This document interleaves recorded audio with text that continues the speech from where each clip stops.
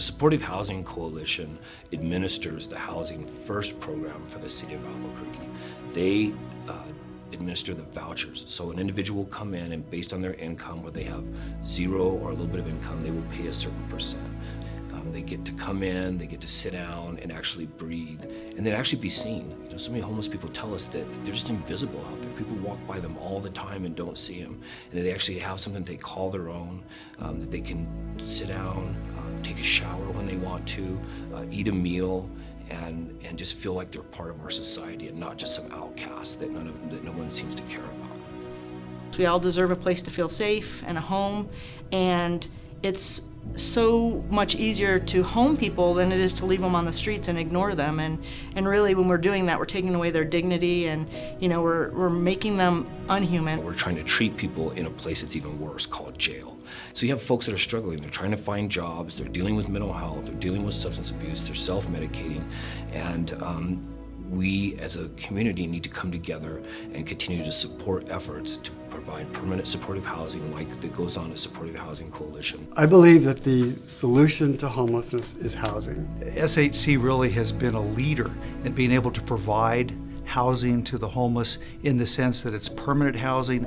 It's an opportunity for those individuals to have a stake in the process. Well, it's great because SHC is celebrating 20 years as an organization, and in that length of time, hundreds of individuals and families have been served, and as a result, the success stories are plentiful.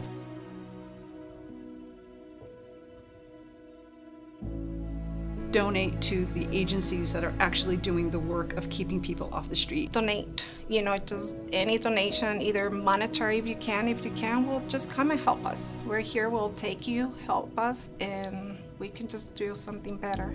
So the supportive housing can always use volunteers, people to come out, and we have many different ways people can help us by volunteering. Or if you can financially give, it's a nonprofit, and so if that's $1, that's great. If it's $20, whatever someone can give, everything helps, and that's how we're going to ensure that we can keep the Supportive Housing Coalition around and to keep housing people for the next 20 years, so we can keep people off the streets.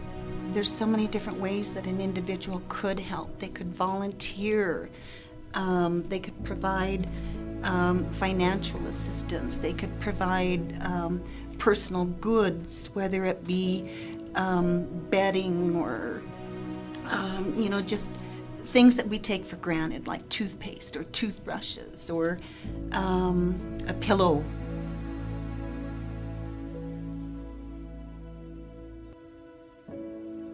I was in and out of shelters for almost 3 years. Yes, I was out on the streets. It's a mean streets. They're mean streets, And I guess you just wear homeless, I don't know, on your forehead. People just know. I mean, they'll go all the way around you if they have to. You start feeling like you're the lowest on the totem pole. When you're homeless, you're not part of nothing, not even your family.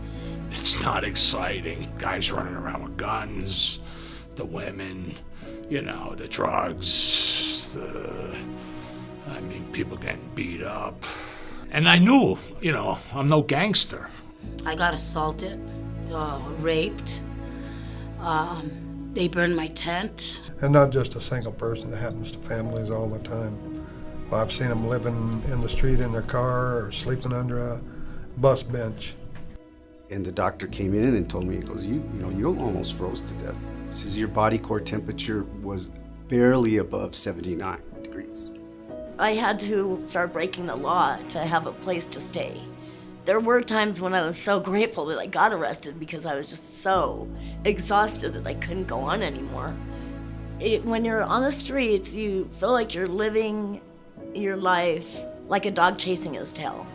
It's just never ending. It can happen to you. And if you don't think it can happen to you, it can. All it takes is one incident. I had a home, I had the jobs, I had the cars, I had the whole American dream. I got laid off. I went through savings, I went through everything I had.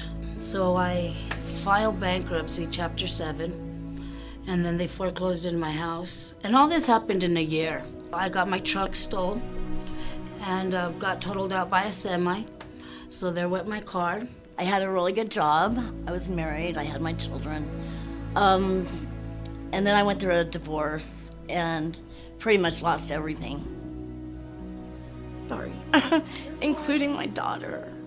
I had to make the decision of whether to sign the papers for somebody else to take care of her.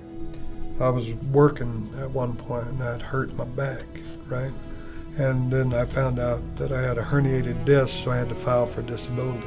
I came here from Jersey, New Jersey in '92, and then I secured a position at the hospital here, UNMH. But then on like 10th year, I got hurt on the job. Before I knew it, I was hooked on painkillers. That led to drinking, lost everything. In my case, I ran out of money.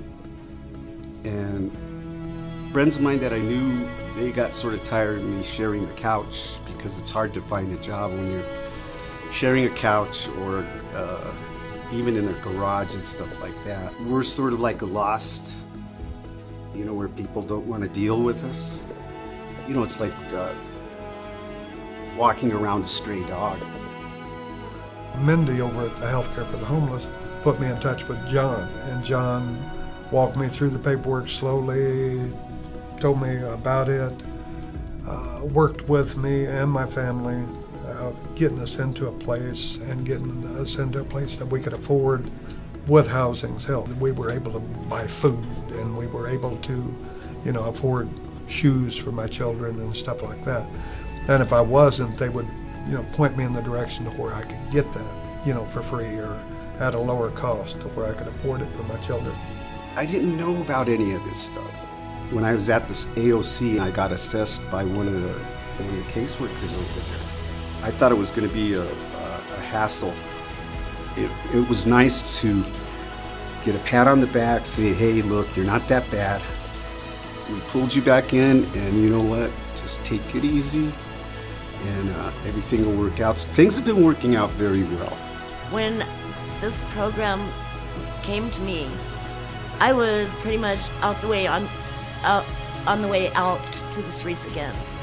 I feel we're really close to everybody here, and we treat them like family when they come in. We'll offer them a cup of coffee or whatever, and the kids pop up, hi, how you doing?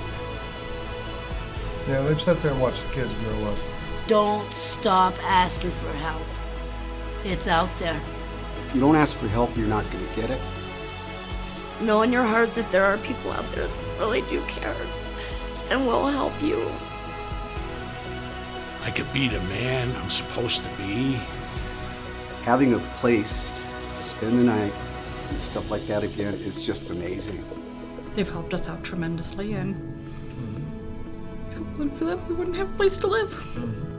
I'm just so grateful to be alive today and being able to say thank you to Supportive Housing for making this possible for me and my family. It's the Supportive Housing. They have given me back my life.